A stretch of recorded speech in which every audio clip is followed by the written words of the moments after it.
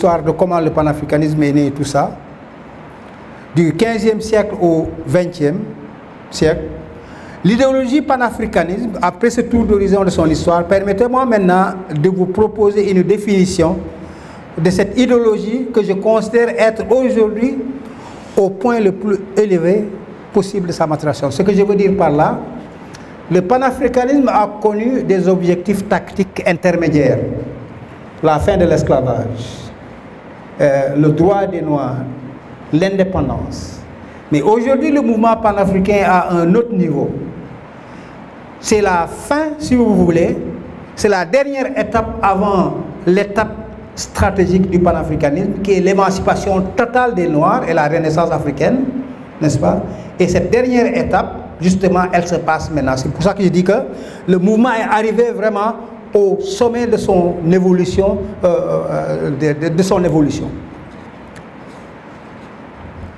Son ambition libératrice et inclusive de toutes les personnes à la peau noire. Ali Mazrui appelle ces personnes des Africains du sang. Qu'elles résident sur le continent africain ou dans la diaspora, qu'elles soient Dalit en Inde ou Maori en Australie. Donc le panafricanisme au XXIe siècle repose sur deux piliers. Le premier pilier est la conscience de la nécessité d'une solidarité entre les personnes noires du fait de l'inextricabilité de leur destin. Ça, c'est le pilier fondamental du panafricanisme. Et ça n'a pas changé à travers l'histoire. Le deuxième pilier qui a changé et qui aujourd'hui est devenu un pilier, un autre pilier, c'est l'existence, justement, la conscience ou la compréhension de l'existence d'un lien indissoluble entre le destin des personnes dont la couleur de la peau est noire avec la place qu'occupera une entité positivement souveraine contrôlée principalement par eux sur la carte géopolitique mondiale. Je répète, aujourd'hui, l'objectif tactique du panafricanisme, ce n'est pas, ou en tout cas l'idée du panafricanisme qui domine, c'est la conscience pour les Noirs de savoir, n'est-ce pas, que tant qu'ils n'auront pas, comme Malcolm X le dit, une entité qui est sur la carte géopolitique mondiale, une entité souveraine, je dis souveraineté positive ici, on pourra en parler un peu plus, tant que les Noirs ne contrôleront pas un espace de terre qui est positivement souverain, ils ne seront pas respectés, ils ne pourront pas peser sur... leur dignité ne sera pas reconnue. Et c'est la conscience de ça, n'est-ce pas, qui est aujourd'hui, n'est-ce pas, la dominante, n'est-ce pas, du XXIe siècle de la conscience panafricaine, le deuxième pilier. Il va sans dire que cette entité souveraine devra avoir un centre de gravité sur l'aire géographique essentiellement peuplée par des Noirs, qui est la partie subsaharienne du continent. Et Cheikh Anta Diop nous l'a plus ou moins tenté de le faire. Maintenant, il y a juste ici une petite parenthèse que je vais ouvrir. Selon une certaine école de pensée, fonder le panafricanisme sur la couleur de la peau de la personne est incorrect. Selon une certaine école de pensée.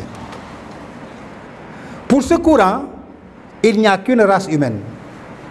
Et que la couleur de la peau ne saurait être un facteur déterminant dans une classification scientifique des êtres humains. Qu'elle soit rouge, blanche, compte inutile, jaune ou violette, une rose demeure une rose.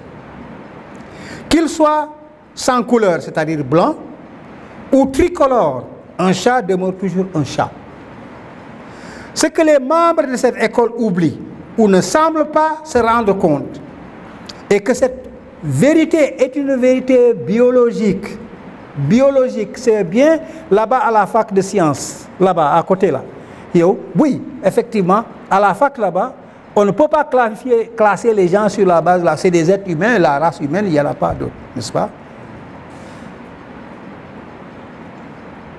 Cependant, il y a une grande différence entre la classification politique des êtres humains et le regroupement par les sciences de la nature. Ce faisant, le taux de présence de mélanine dans le corps de l'être humain, qui n'est qu'une réaction physiologique pour s'adapter à l'environnement, a été utilisé par les Européens de l'Ouest surtout à des fins purement politiques. Donc c'était une décision politique qui a créé cette race-là, à des fins économiques. Pour ce faire, parler de race noire comme groupe est une déclaration dont l'objectif est politique et non biologique ou physiologique. Le panafricanisme est justement une réaction politique à cet acte politique pour défendre les personnes dont la couleur de la peau est transformée en facteur déterminant pour une décision politique à des fins économiques. Bob Marley dit ce que je viens de dire, bien sûr il le dit mieux pour expliquer ce terme. Et until the color of the man's skin is no more significant than the color of his eyes, me Bob Marley, I say war. Moi Bob Marley, je déclare la guerre. Vous regardez les blancs, on ne distingue pas les blancs qui ont les yeux noirs ou marrons et les blancs qui sont blonds qui ont les yeux bleus. Et c'est ça que Bob Marley, pourquoi est-ce que la couleur de la peau doit être une différenciation et non la couleur des yeux? Et il dit que tant que la couleur de la peau ne sera pas traitée de la même manière que la couleur des yeux, moi je déclare la guerre à tous ceux qui... Donc c'est une lutte politique pour lui, dans ce sens-là. Le mouvement panafricain est considéré par tous les réseaux, est constitué par tous les réseaux de solidarité fondés sur le panafricanisme ou l'idéologie panafricaine. Ces structures formées sur la base de cette idéologie sont appelées mouvements ou organisations panafricaines. Le panafricanisme peut s'exprimer sous une multitude de formes. Par conséquent, un grand nombre de mouvements et organisations qui semblent avoir des objectifs très différents à première vue ont en effet leurs racines dans l'idéologie panafricaine. De l'esprit qui a donné naissance à Haïti, aux églises méthodistes et pentecôtistes africaines, aux conventions nègres, au Congrès panafricain, à l'Association universelle pour l'amélioration des conditions des nègres de Marcus Garvey, au mouvement pour la négritude de Senghor et Césaire, au mouvement Black Powers, Black Panthers, au mouvement de la conscience noire de Steve Biko, au mouvement Rastafari, au mouvement afrocentriste, au mouvement kémétiste, pour ne citer que cela, le dénominateur commun est un engagement en faveur de la restauration de la souveraineté et dignité des Noirs, en d'autres termes, la Renaissance africaine. Je fais juste une petite parenthèse. J'ai vu Samba Boub ici, là. S'il est encore là, Samba Boub qui est là-bas. Il m'avait présenté, n'est-ce pas, à un membre du Black Consciousness de Steve Biko, qui était, je pense qu'il était maire de Cape Town ou quelque chose comme ça. Il m'a dit, ah mais moi je connais le Sénégal, hein, Senghor c'était notre référence. Nous au niveau du Black Consciousness, Senghor était notre référence. Steve Biko avait lu tout ce qu'il avait écrit sur la beauté de la couleur noire, n'est-ce pas? Pour vous donner une idée de comment... pourtant certains, quand on dit que Senghor était un panafricaniste, ils disent ah non, non, non, non, c'est un réactionnaire. Mais je m'arrête là. Il est cependant très important de différencier le panafricanisme avec le continentalisme africain. C'est différent. Et aussi de l'unionisme africain. On commence d'abord par le continentalisme africain, n'est-ce pas? Comme expliqué au ci-dessus, le panafricanisme est une idéologie au service de la restauration de la souveraineté, du respect et de la dignité des personnes considérées noires. Il concerne ce qu'Ali Mazrui appelle les Africains du sang. Quand Peter Tosh, dans son chant africain de 1977, dit « Ne te soucie pas d'où tu viens. Tant que tu es une personne noire, tu es un Africain. Peu importe ta nationalité, tu as l'identité d'un Africain. » Il fait ici référence aux Africains du sang. Et je vais faire juste ici, n'est-ce pas, je dis aux gens, n'est-ce pas, quand un blanc de l'Afrique du Sud et un noir de Jamaïque se retrouvent en Sibérie, quelque part, parmi des académiques, et on leur demande lequel de ces deux-là est africain, 90% des personnes qui vont répondre vont dire que c'est les Jamaïcains, pas le Sud-Africain. La couleur de la peau te colle, et donc on ne peut pas se séparer de l'Afrique. On est africain du sang, comme le dit. Aujourd'hui, il aurait dit de l'ADN, mais c'est ça, n'est-ce pas? Le continentalisme africain est cependant un sentiment né de la résidence ancienne ou présente dans un pays situé sur le continent. Ce sont les personnes qui ont cette sorte de liaison avec l'Afrique que Ali Mazrui appelle les Africains du sol. Que l'on soit un arabe de l'Algérie, un noir de l'Ouganda, un blanc de l'Afrique du Sud, du Zimbabwe, un métis du Cap-Vert, peu importe la couleur de ta peau, tant que tu as cette relation avec l'Afrique, tu es un Africain du sol. De même qu'un arabe libyen ne peut pas être un panafricaniste, je répète, ne peut pas être un panafricaniste, donc Kadhafi ne peut pas être un panafricaniste. Un Africain du sol, n'est-ce pas, ne peut pas être un panafricaniste. Un noir du Soudan ne peut lui aussi être un panarabiste.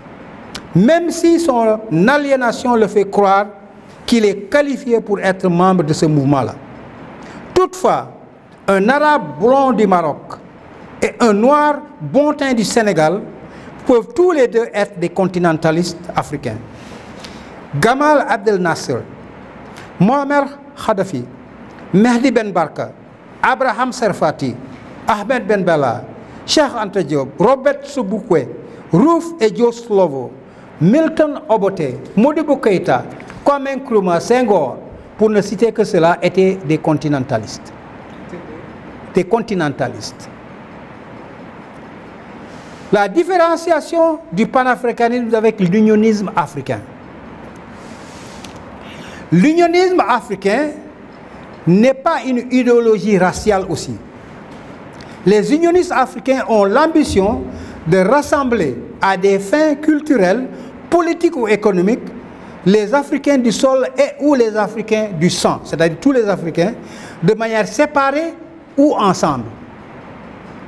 L'ambition du mouvement unioniste africain est de rassembler les Africains en tant qu'individus, les culturalistes, nations précoloniales, voire le travail de Chinwezu du Nigeria, en tant que pays hérité du colonialisme, et de former une entité qui puisse leur aider à renforcer leurs capacités individuelles. C'est ça l'unionisme africain. Quel que soit le domaine, c'est pour renforcer les capacités. Les pionniers du mouvement unioniste africain sont Edward Wilmot Blyden, qui était d'ailleurs ministre des Affaires étrangères au Libéria ici, n'est-ce pas, et Marcus Garvey. Mais surtout, et j'insiste là, surtout Marcus Garvey, parce que Wilmot était pour une union de l'Afrique de l'Ouest, beaucoup plus, n'est-ce pas, et adopter l'islam comme étant la religion, parce que le christianisme ne peut pas nous libérer, n'est-ce pas. Mais Marcus Garvey, plus que n'importe qui, n'est-ce pas, c'est lui vraiment qui a vu, dans ce sens-là, il ne s'est pas comporté en tant que leader du Negro Movement. Il y a un poème en 1920 qu'il avait écrit qui s'appelle Hail the United States of Africa. Salut les États-Unis d'Afrique. Et dans ce poème-là, il appelait tout le continent à se mettre ensemble pour former un ensemble. C'était la première fois vraiment qu'il y avait un appel de ce genre-là. Et il liait justement cette union-là à la libération des Noirs. C'est pour cela que beaucoup de gens, n'est-ce pas, qui confondent unionisme africain et panafricanisme, disent que Marcus Garvey est le père du panafricanisme. Non, Néni, il est certainement le père le plus reconnu de l'unionisme africain. C'est l'amalgamation du panafricanisme avec l'unionisme africain, et ça, j'espère que je ne vais pas faire tiquer beaucoup de gens qui aiment beaucoup Kwame Nkrumah. C'est cette amalgamation qui avait entraîné Kwame Nkrumah dans la confusion. Comme le savent celles et ceux qui connaissent l'histoire politique de ce grand fils de l'Afrique, Kwame Nkrumah était entré dans le mouvement panafricain par la porte du garvéisme. Nous savons tous que quand il était à Pennsylvanie, à New York, il était justement dans le mouvement. Et quand il fait sa biographie, il parle justement de ce qu'il a le plus influencé. C'est beaucoup plus les écrits de Amy Garvey sur son mari, par exemple. Pour cette raison, donc, parce qu'il est entré par la porte de l'unionisme, n'est-ce pas? Pour cette raison, il a toujours considéré l'unionisme africain comme étant le panafricanisme. D'ailleurs, je ne sais pas ceux qui ont parmi vous lu ce qu'on appelle le livret de la guerre révolutionnaire pour mon frère gambien, Handbook of Revolutionary Warfare. Ceux qui ont lu ça se rendront bien compte que Kwame Nkrumah confond le panafricanisme avec l'unionisme africain. Parce que pour lui, il y a 3 étapes dans la lutte des Noirs, n'est-ce pas? La première étape, c'est l'indépendance. La deuxième étape, c'est le panafricanisme. Et la troisième étape, c'est le socialisme scientifique. Mon grand frère Stokely Carmichael a confondu, il a ignoré complètement la deuxième phase et il est allé directement au socialisme scientifique. C'est pour cela que le AAPRP de Stokely Carmichael pense que pour que l'Afrique s'unisse, il faut qu'il soit une Afrique socialiste scientifique et rien d'autre. Alors que Kwame Nkrumah, dans ce livre, avait bien indiqué que c'était la troisième phase. Donc, ce que je souligne ici, c'est qu'il appelle les États-Unis d'Afrique, ou l'Union des États africains, une bataille panafricaniste. C'est le panafricanisme, ça. Alors qu'à cette étape, c'était pas... C'est ce dont il voulait dire, c'est vraiment... La deuxième étape, c'est unir les États africains politiquement pour former une entité. Beaucoup sont tombés dans cette erreur. C'est justement parce que certaines personnes sont tombées dans cette erreur de Dr Kouma qui consiste à confondre le panafricanisme avec l'unionisme africain, qu'on les entend parfois dire ou se lamenter comme quoi le panafricanisme a échoué. Ils disent oui, le panafricanisme a échoué, mais parce qu'ils confondent l'unionisme africain et le panafricanisme. Ce qui est loin d'être le cas. L'unionisme africain a effectivement créé l'Union africaine. Elle a créé les communautés économiques régionales et autres, n'est-ce pas? Le mouvement panafricain lui-même, il a réussi à nous débarrasser de l'esclavage, il a réussi à créer une solidarité autour de l'indépendance, le mouvement des droits civiques. Il y a plusieurs choses que le mouvement panafricain a fait, n'est-ce pas? Donc il n'a pas échoué. Le panafricanisme en tant qu'idéologie, c'est les mouvements créés à partir du panafricanisme qui peuvent être, mais pas le panafricanisme lui-même. À son crédit, Cheikh Anta Diop n'est jamais tombé dans cette erreur. D'ailleurs, ceux qui ont lu son interview avec Carlos Moore, qui est apparu dans la seconde édition de son livre, Les Fondements, n'est-ce pas?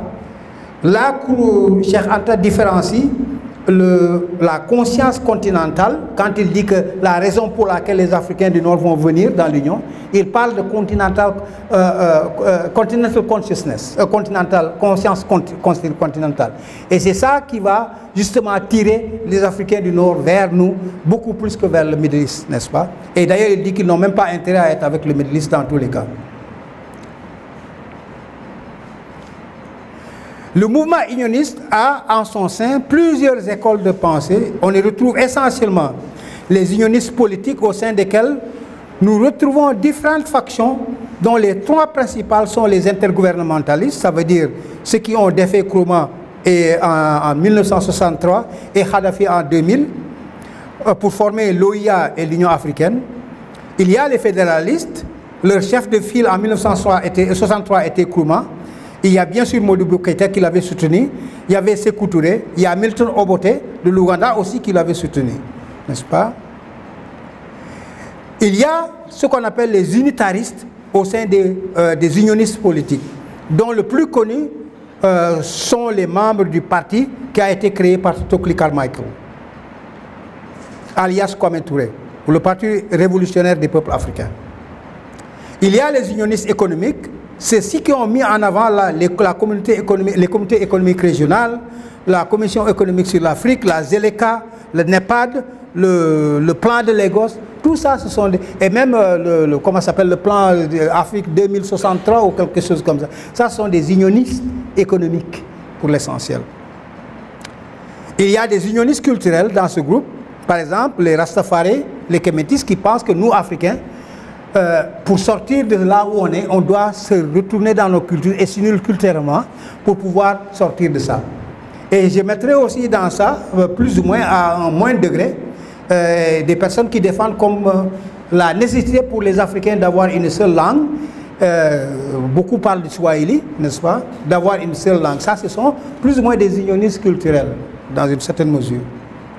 Ces trois écoles ne sont pas des groupes, n'est-ce pas, qui ne communiquent pas. Parce qu'il y a au sein, n'est-ce pas, des unionistes culturels, il y en a qui sont aussi ouverts à l'unionisme politique, n'est-ce pas? C'est ainsi que nous retrouvons beaucoup de Kemetis, par exemple, dans le mouvement fédéraliste panafricain, qui a été créé ici à Dakar en 2015, chez Mamadou Ndoye, ici. Aussi bien au sein des unionistes politiques qu'économiques, nous avons des continentalistes, États-Unis d'Afrique, ZLECA, l'Union africaine, des panafricanistes comme Nkrumah, qui incluait la diaspora noire dans le projet de l'Union des États africains.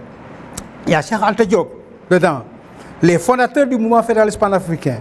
C'est tous, si tu veux, ils sont des continentalistes dans une certaine mesure. Il y a des régionalistes comme Nyerere, par exemple, ou comme Barthélemy Boganda, et dans une certaine mesure aussi comme Senghor et Modibo au départ avec la Fédération du Mali. Bien que le mouvement unioniste africain soit différent du mouvement panafricaniste, les deux sont complémentaires. De mon point de vue, seule l'atteinte de l'objectif stratégique du mouvement unioniste politique africain, la naissance d'un État fédéral doté d'une souveraineté positive, peut créer les conditions optimales qui pourront déclencher le processus de la marche vers l'objectif stratégique du mouvement panafricain qui est, comme nous l'avons déjà dit, la renaissance africaine. Maintenant, quels sont les objectifs ou quels devraient être aujourd'hui l'objectif tactique? J'en ai parlé un peu, mais je vais développer un peu sur cela. Au sortir du congrès de Manchester, il était clair aux yeux des panafricanistes, toutes tendances confondues, que la lutte pour les indépendances des pays peuplés par la grande majorité par des Noirs était ou devrait être le point focal de la lutte. Avant la fin officielle de l'esclavage, l'abolition de ce mode de production était l'objectif tactique du mouvement panafricain. Lorsque l'esclavage a été aboli, l'expansion de la protection des droits civiques des Noirs dans les pays où ils sont des minorités était ou faisait partie des objectifs tactiques urgents à atteindre.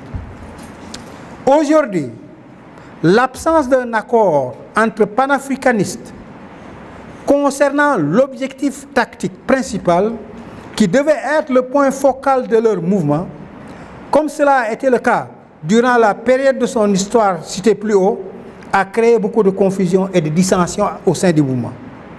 C'est justement pour sortir le mouvement de ce tourbillon, de la confusion, que des concepts tels que le panafricanisme racial de Sinclair Drake, par exemple, le panafricanisme continental de Kwame Nkrumah, le panafricanisme fonctionnel de Ronald Waters, le panafricanisme rationnel de Eden Kodjo, le néo-panafricanisme, n'est-ce pas, le panafricanisme de gauche, le kemetisme, le blacktricity, le afrocentricité, c'est justement ça qui fait apparaître toutes ces sortes de nouvelles couleurs qu'on veut donner au panafricanisme.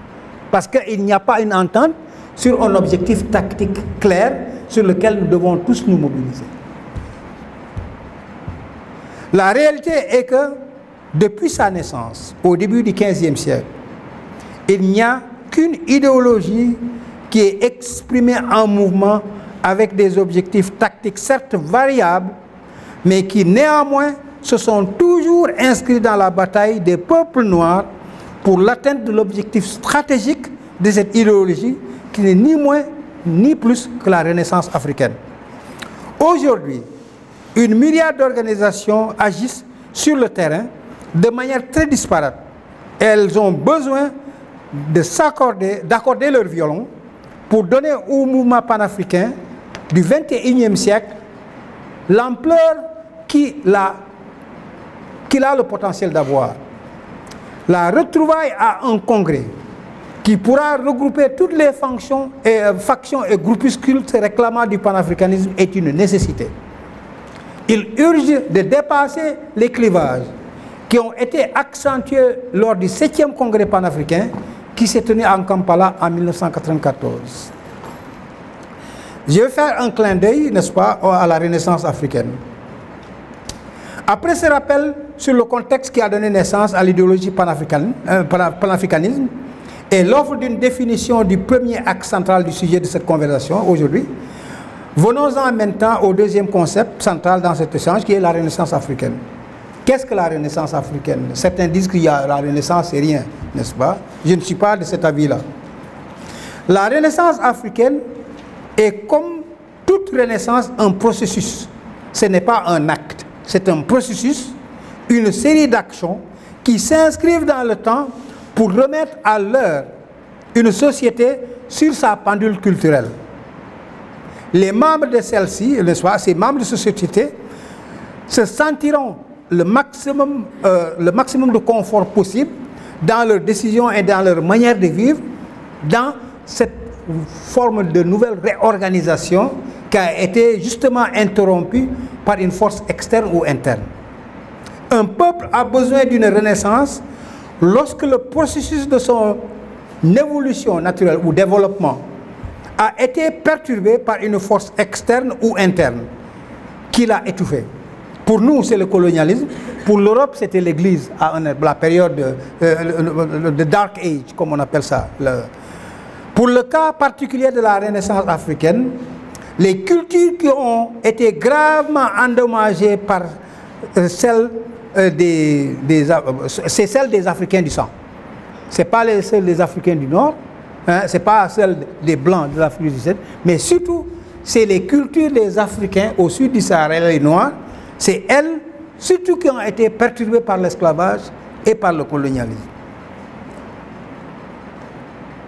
Par, bien sûr, cette perturbation par les Arabes, avec l'islam, et aussi par les Européens, avec le catholicisme, et le colonialisme et tout ça. Le renouement avec leur culture, pré-contact avec l'Occident et le Moyen-Orient, permettra aux Africains, surtout ceux du sud du Sahara, de se réapproprier des outils culturels façonnés durant des millénaires par leurs ancêtres en vue de mener une vie harmonieuse dans leur environnement. C'est sur la base de cette connaissance qu'une amélioration de leur vie politique, économique, peut être faite d'une manière qui répond à leurs besoins ou à leur confort. Ce qui est compris par prospérité économique, bonne gouvernance, liberté de la personne, ne peut avoir de sens pour les Africains qu'à travers leur culture. Au-delà des aspects élémentaires du progrès, comme l'accès à certaines inventions techniques qui peuvent rendre la vie matérielle plus facile, la société, n'est-ce pas, la culture, le renouement avec la culture est effectivement un aspect du développement et on ne peut se développer que à partir de sa perspective culturelle. Sinon, on est en train de se faire, si tu veux, aliéner. On s'aliène, on s'améliore, mais dans la culture de l'autre, et donc on s'enfonce plus dans l'aliénation et plus dans l'aliénation. Il est évident pour nous que les Africains ne pourront commencer le processus de leur renaissance de manière durable que lorsqu'ils se seront finalement débarrassés des derniers vestiges du contrôle étranger de leur destinée. L'urgence unioniste africaine pour les panafricanistes. La nouvelle ruée pour les terres de l'Afrique, en Afrique et dans les Caraïbes, qui est aujourd'hui en train de battre son plein aujourd'hui. La chute du mur de Berlin de 1989 avait annoncé la fin de la première guerre froide qui s'était soldée par la victoire du bloc capitaliste de l'Ouest et les États-Unis comme chef de file. Pendant une dizaine d'années, les États-Unis d'Amérique étaient devenus le dominateur incontestable de la carte géopolitique du monde. Cette victoire avait induit un imprudent comme Francis Fukuyama, qui n'avait pas fait sienne l'erreur de Hegel lorsqu'il déclarait de manière péremptoire que l'État prussien était devenu l'image et la réalité de la raison pure. Dans son fameux ouvrage « La fin de l'histoire », le dernier homme debout, Fukuyama déclara que le système néolibéral économique, la gestion du pouvoir style américain et Pax Americana mondial étaient les modes d'organisation sociaux les plus raffinés que l'Homo sapiens pouvait créer. C'est donc la fin de l'histoire pour lui. La percée de la Chine a très vite remis sur terre ceux qui pensaient que cette présence super dominante des États-Unis sur la carte géopolitique mondiale va créer ou va être pérenne pour le reste de l'histoire de l'Homo sapiens. Aujourd'hui, la Chine a ouvert une brèche. Et sur cette brèche, la brèche de cette carte, qui a permis à beaucoup de s'y engouffrer. C'est avec une grande tristesse cependant que je souligne que l'Afrique, surtout subsaharienne, l'habitat principal des peuples noirs, n'est pas visible sur cette carte géopolitique. Nous sommes absents là. Nous ne sommes pas absents dans l'histoire, nous ne sommes pas absents dans l'histoire comme le préconisait Sarkozy, mais nous sommes absents sur la carte géopolitique mondiale où les décisions sur les destinées de l'humain sont en train d'être prises. On est absent là. Et c'est ça qui est dommage et ça me rend triste. Et dans cette nouvelle bataille pour un nouvel ordre mondial, la principale portion du gâteau sur lequel les gens se battent, c'est effectivement l'Afrique. L'histoire nous enseigne, pour nous politologues, que de tels processus de réorganisation de la carte géopolitique mondiale, n'est-ce pas, ou de la carte mondiale, datent environ une génération ou un peu plus, n'est-ce pas? Ce qui signifie que si les Africains ne trouvent pas le moyen d'arrêter cette nouvelle ruée qui a commencé au début des années 1990, nous serons recolonisés par des moyens encore plus dangereux que l'envoi d'une armée coloniale ou des administrateurs coloniaux. Et ce sera la dette. C'est de cette manière que les Américains, Native Americans, les Américains indiens, n'est-ce pas, ont perdu leur terre. Thomas Jefferson, n'est-ce pas, qu'on appelait l'auteur de la Déclaration d'indépendance, avait trouvé un moyen de faire perdre aux Indiens leur terre. Il faut leur donner des dettes avec de l'alcool. S'ils demandent de l'alcool, mettez-leur une dette. Comme ils ne savent pas la valeur de la terre, après 4 bouteilles de whisky, dites-leur que voilà, donnez-moi cette terre-là et j'oublie la dette. Et ils vous la donnent.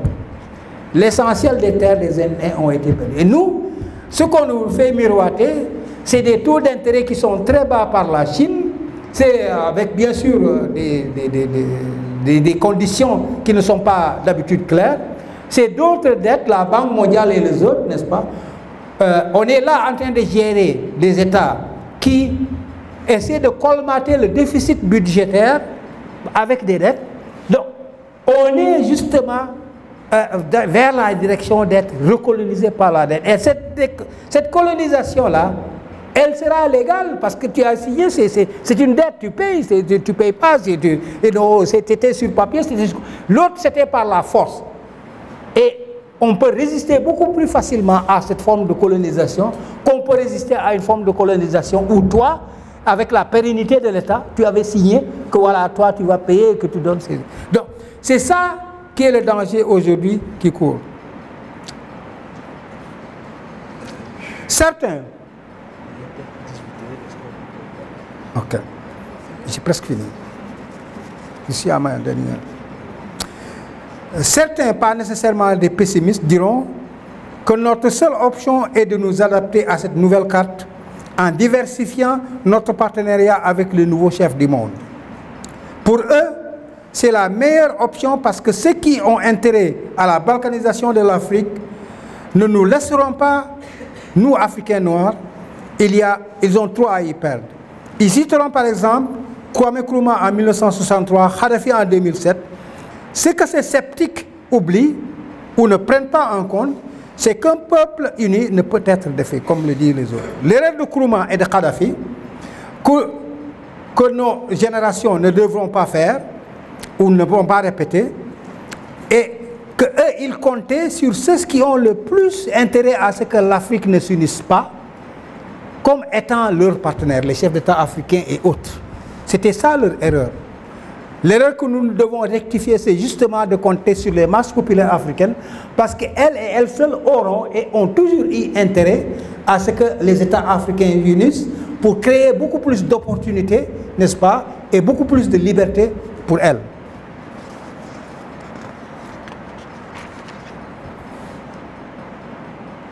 Donc aujourd'hui, il est urgent, à mon avis, que nous, panafricanistes, n'est-ce pas, qu'on essaie de voir, qu'on s'active à trouver les moyens d'arrêter cette nouvelle ruée vers l'Afrique. Et pour moi, en tant que fédéraliste, je ne vois pas une autre option que l'unité politique ou l'unification politique des États africains qui sont des États non viables dans le contexte géopolitique mondial actuel. Peut-être si le Sénégal existait en 1700, il serait un pays valable. Mais aujourd'hui, le Sénégal n'est plus viable du fait du contexte géopolitique dans lequel il opère. Mais étant donné qu'on me pousse, je vais conclure. Pour conclure, je dirais que l'objectif stratégique global du panafricanisme est la renaissance africaine. En d'autres termes, l'aspiration au rétablissement par les peuples noirs de leurs droits individuels et collectifs à planifier leur vie et avoir un accès raisonnable aux moyens permettant de rendre ces plans réalisables. C'est cette ambition qui a donné naissance à l'idéologie panafricaine. Tout au long de son histoire, comme je l'ai expliqué, ses objectifs tactiques ont changé.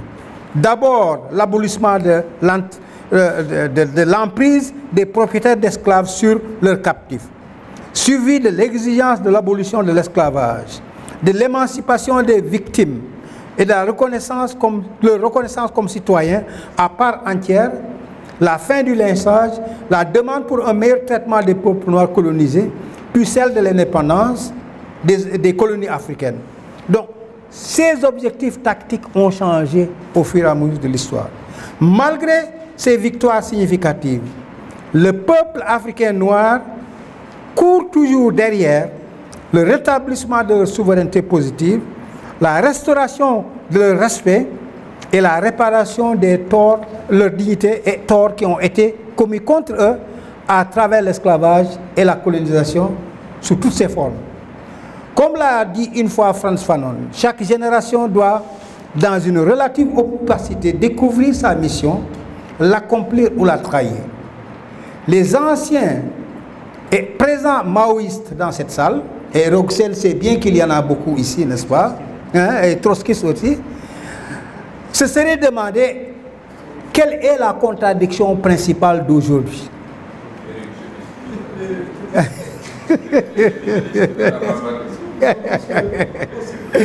Ok.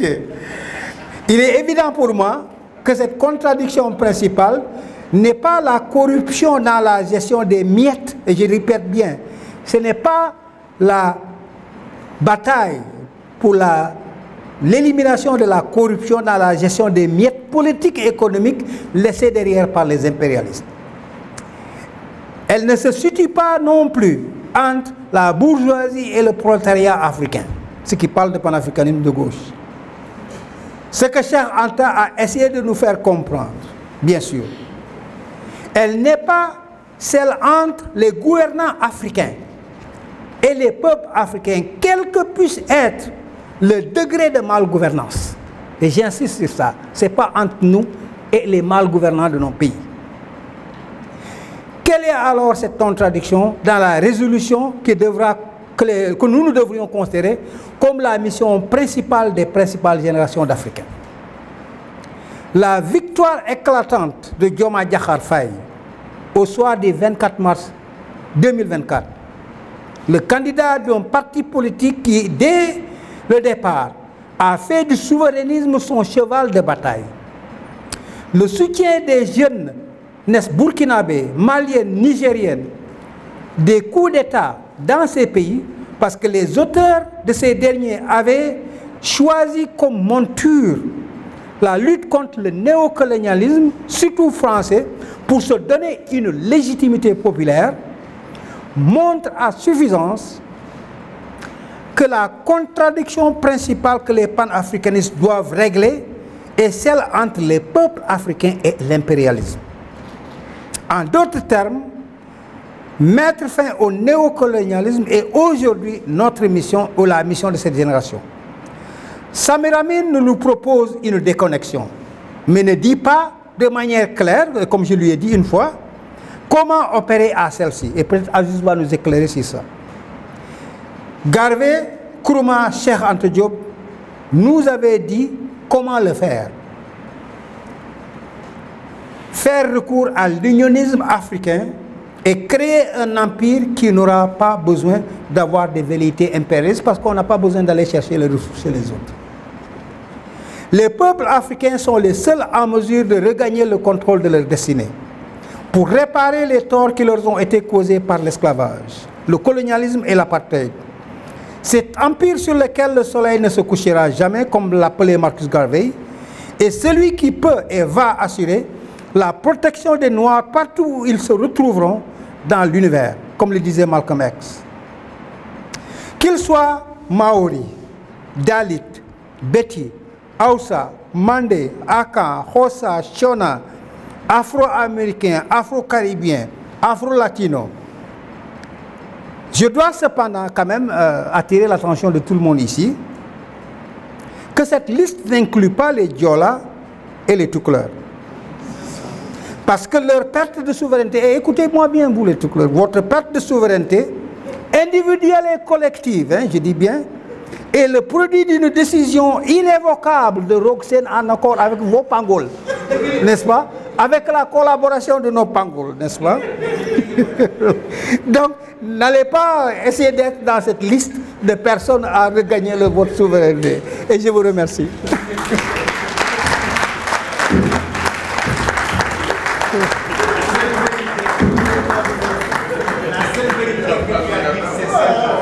Okay. Donc je vais juste dire que vraiment cette conférence est une très bonne chose. Le parcours historique et surtout les propositions liées à l'actualité. Je suis venu parce que Diomaye, c'est un camarade, un ami, comme Badou d'ailleurs nous a taquiné tout à l'heure, tous ceux qui pendant des années se battent pour le changement. Ça c'est une des raisons. Je suis membre aussi du mouvement fédéraliste, on a une association depuis quelques années, on se bat pour que cette unité-là se passe dans les meilleurs délais. Je pense que nos plans n'ont peut-être pas marché, mais on pensait qu'en 2024, on aurait fait un grand bond. Je suis venu pour tout cela, mais surtout, il y a 3 ans, l'Université de Dakar, moi je suis à la retraite, comme certains dans cette salle d'ailleurs, ils m'ont réveillé un beau jour en me disant « Mais Bouba, est-ce que tu peux t'occuper d'une chaire sur la renaissance de l'Afrique ?» J'étais très surpris d'elle, j'ai dit « Pourquoi ?» Bref, j'ai accepté, mais en disant qu'il faut qu'on mette le contenu. C'est l'UNESCO, l'ICESCO plutôt, et l'UCAD qui ont eu ça. Donc, je ne vais pas être très long parce que vous pouvez regarder sur le site de l'université. Vous allez voir effectivement une porte sur la renaissance de l'Afrique. Ce qu'on a fait pendant 3 ans, c'est d'abord de s'entendre sur le contenu, l'épistémologie, qu'est-ce que ça signifie renaître. Alors bon, moi je fais appel aux collègues, aux camarades qui sont en fac de sciences, qui sont en médecine, qui sont à la fac de lettres. Bon, on a discuté pendant longtemps sur qu'est-ce que ça signifie renaître. Ça, c'est des questions épistémologiques. Il y en a. Deuxième chose, c'est l'histoire des renaissances. L'Afrique, quand même, a eu de grandes civilisations à certains moments qui ont périclité. Et l'Afrique s'est relevée. Et chaque module, il fallait donner un nom. Pour le premier, c'est Amadi Alidien, très critique que vous connaissez tous. On lui a donné le nom. Le deuxième module sur l'histoire, c'est Kizerbo. Pour des raisons que je ne vais pas développer, Kizerbo, ce qui représente. Troisième module, c'est quels sont les problèmes africains actuels. Questions politiques, questions économiques et questions culturelles Et enfin, les utopies. Il y a des utopies africaines. Et on a fait des conférences. Donc regardez le site, vous allez voir un peu ce qui a été fait. Et nous préparons pour l'année prochaine maintenant un grand colloque sur la renaissance de l'Afrique. Un colloque qui permet de revenir sur ce que nous avons fait et ce que d'autres Africains pensent. Et qu'on se retrouve ici à Dakar pendant une semaine pour discuter. Mignane est là, j'espère qu'on pourra, comme on l'a fait en 2011, il y avait le Forum social mondial ici à Dakar, dans cette université, et on pourra peut-être se retrouver pour approfondir les questions. Mais cela étant dit, je voudrais terminer sur une chose. Samba Mboup est dans la salle, et tout à l'heure vous l'avez évoqué. En 2005, j'étais à Johannesburg, on s'est retrouvés, on m'a demandé de parler au nom de la société civile africaine. Cette conférence s'est très mal terminée parce que c'était ceux qui ont organisé le NEPAD qui l'avaient organisé. Les 5 chefs d'État, il n'y avait que Moubarak qui n'est pas venu parce qu'il avait peur de sortir de son pays pour des raisons que vous savez. Et puis effectivement, il a été balayé. Mais ce jour-là, le Sénégal, comme aujourd'hui, était très présent. Il y avait Ismaël Lo, c'est lui qui faisait la musique. Il y avait le président Ouad, Samba Mboup, il est là, dans la salle, ambassadeur. Et les chefs d'État ont essayé de nous convaincre que le départ, ça va marcher. J'ai posé 3 questions. Jusqu'à présent, je n'ai pas de réponse. 1. L'Afrique peut-elle s'unir s'il y a la guerre un peu partout? La situation est devenue même pire. Deuxième question, la dette. Ce qui nous étrangle. Bref, je ne vais pas raconter l'histoire. Mbeki était d'accord avec moi. Bouteflika, il n'y avait que notre président qui était fâché. Je vous pose cette question. Notre président, vous le connaissez, c'était Abdoulaye Wade. Il n'était pas content et pourtant c'était lui qui était considéré comme le patron de l'ensemble des 5 chefs d'État. Ces 3 questions, tant qu'on ne les règle pas, on ne peut pas avancer. La paix, pourquoi? Mais le Maroc faisait partie du NEPAD. Le Maroc ne fait pas partie de l'Union africaine à l'époque. Comment est-ce qu'on peut s'en sortir?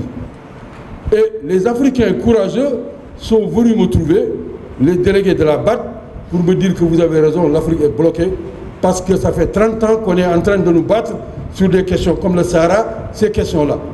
Comment est-ce qu'on peut s'en sortir si on n'arrive pas à faire la paix? Si chacun cherche des armes. Donc, la question de la dette est la question, bon, que vous connaissez, la participation des jeunes et des femmes. C'était ces 3 questions que j'avais posées. Et le président Ouad a pris la parole pour dire que Diop, de toutes les façons, même si c'est un Diop, il ne fait pas partie de la délégation sénégalaise. C'est que tout le monde savait. C'est que tout le monde savait, moi je n'étais pas là-bas au nom du seul. Mais jusqu'à présent, Diomaye, ces questions-là, si on ne les règle pas, et je termine sur maintenant 2 choses. La décolonisation mentale. Ngouki a raison. Ces mots qui nous posent problème.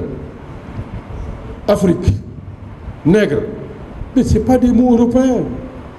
Les autres nous ont balancé à la figure des choses. Senghor et Cheikh Anta, ils sont très prudents.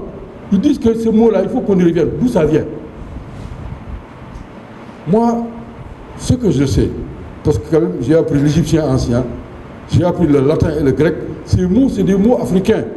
Mais revenons au sens de ces mots pour savoir où est-ce que nous allons.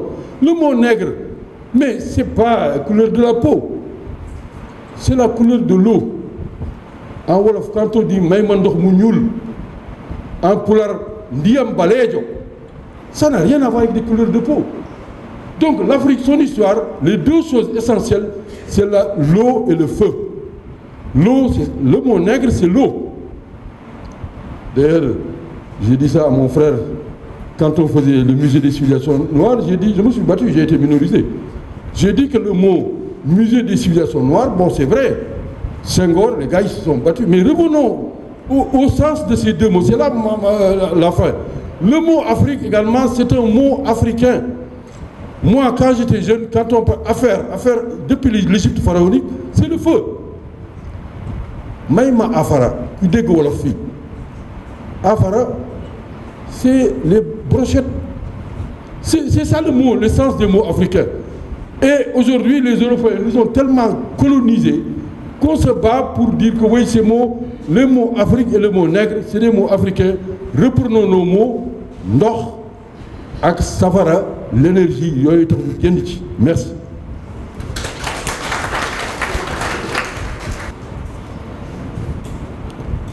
Je pense que le débat va peut-être s'animer progressivement. Je ne vois pas beaucoup de mains qui se lèvent pour prendre la parole. Je remercie beaucoup Diomaye.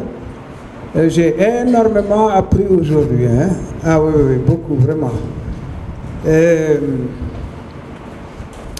Les différentes distinctions que tu opères tout au long de l'histoire, c'est quelque chose qui me paraît extrêmement important. Alors,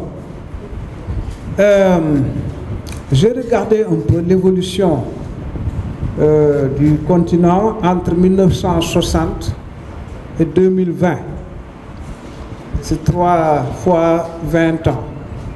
1960, quel était le PIB ou la part de l'Afrique dans le commerce mondial?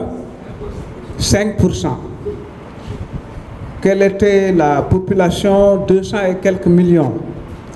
20 ans après, 1980, on avait 400 et quelques millions d'habitants, mais 2%, non 4 à peu près, du commerce mondial. 2020, nous sommes à 1,3 milliard d'habitants, un peu plus, et nous sommes à 2% du commerce mondial. Il n'y a pas besoin d'un dessin pour comprendre. Autrement dit, par rapport au reste du monde, nous sommes sur une pente descendante depuis 60 ans.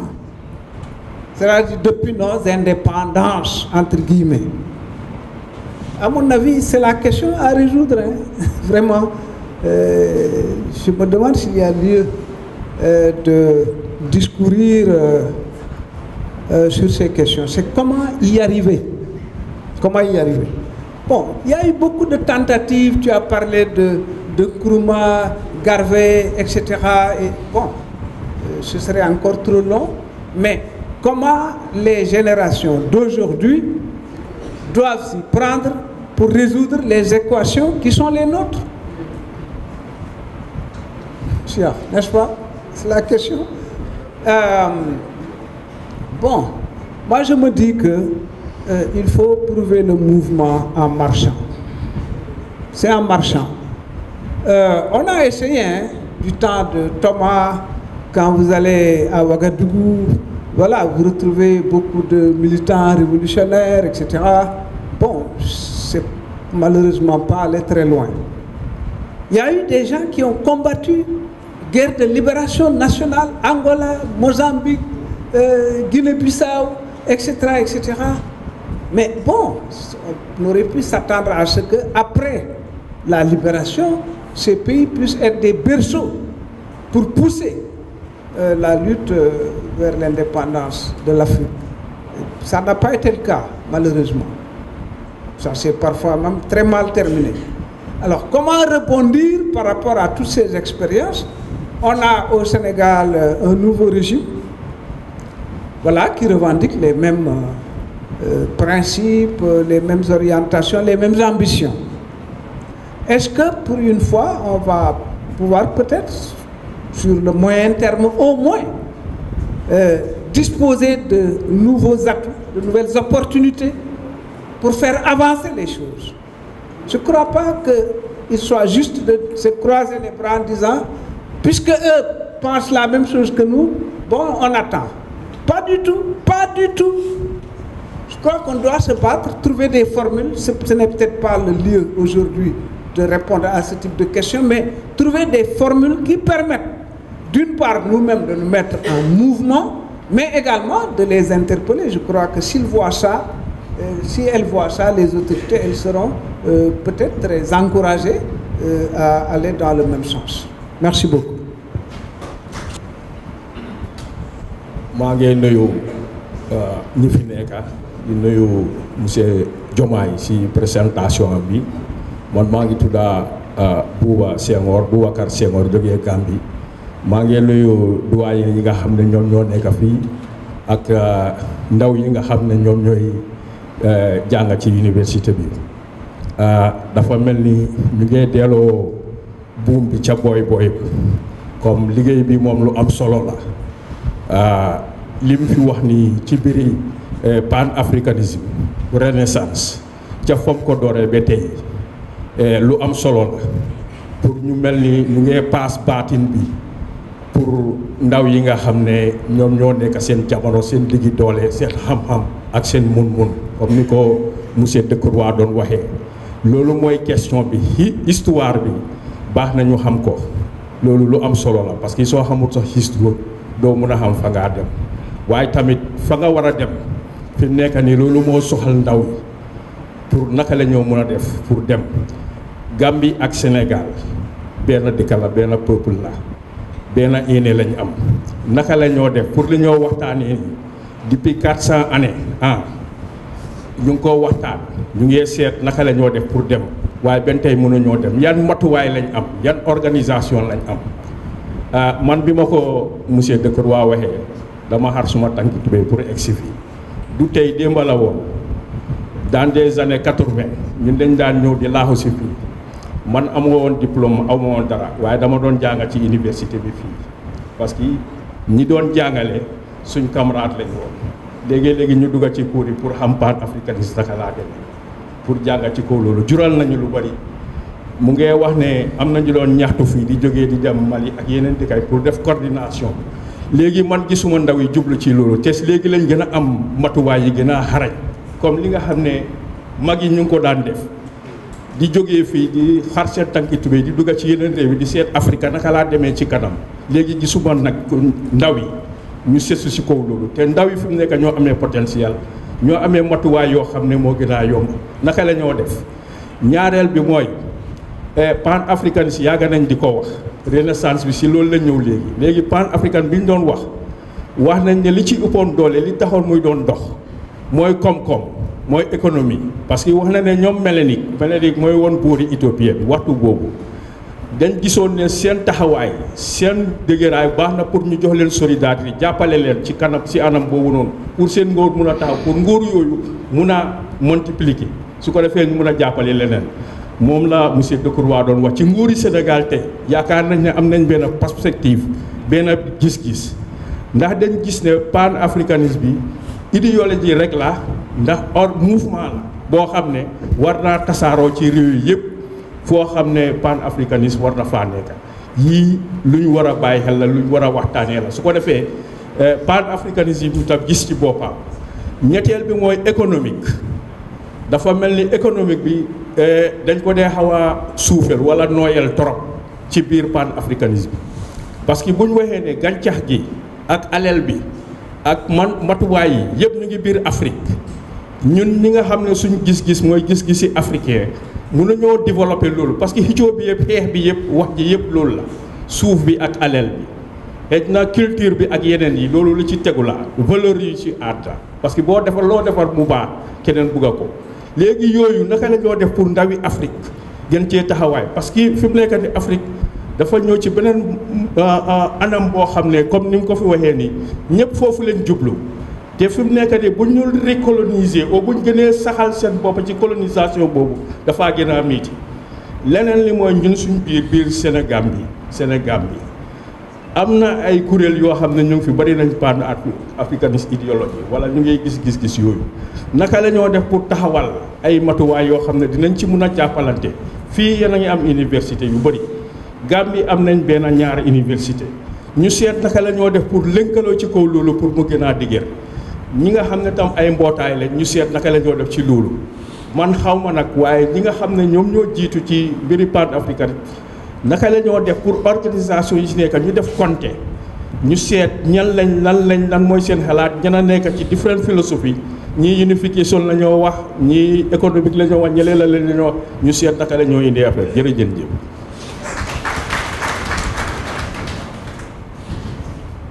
Bonjour toute l'assistance.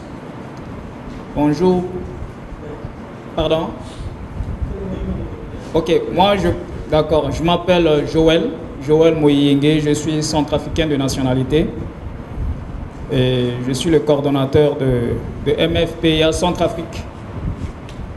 C'est pour moi un grand plaisir aujourd'hui de participer à cette conférence qui est vraiment d'une importance capitale pour moi. Je crois que c'est le cas pour beaucoup ici. À travers cette conférence, j'ai beaucoup appris. J'ai appris de l'évolution, de l'historique du panafricanisme parce qu'entre-temps, je souffrais de confusion à un certain niveau.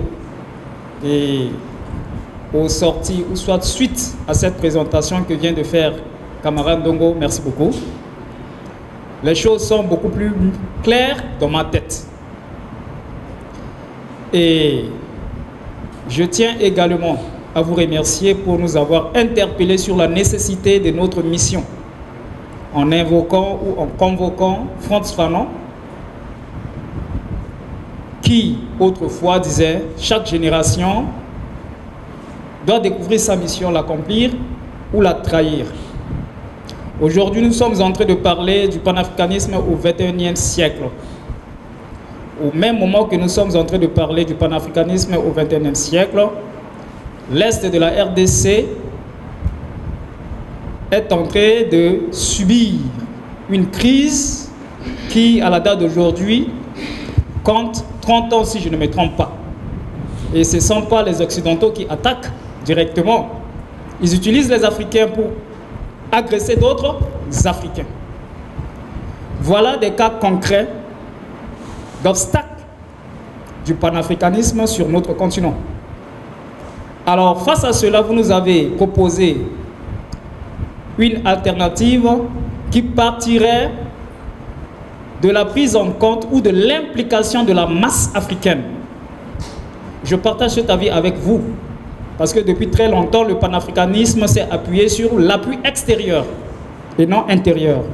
C'est à ce niveau qu'intervient l'aspect endogène.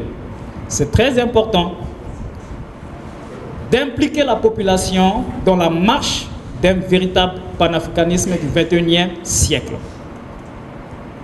Si nous le faisons sans impliquer cette population, qui d'ailleurs, pour nous qui avons peut-être eu la chance de faire un peu le bon, croyant que les autres qui n'ont pas eu cette chance, que nous ne comprennent pas grand-chose, mais détrompons-nous.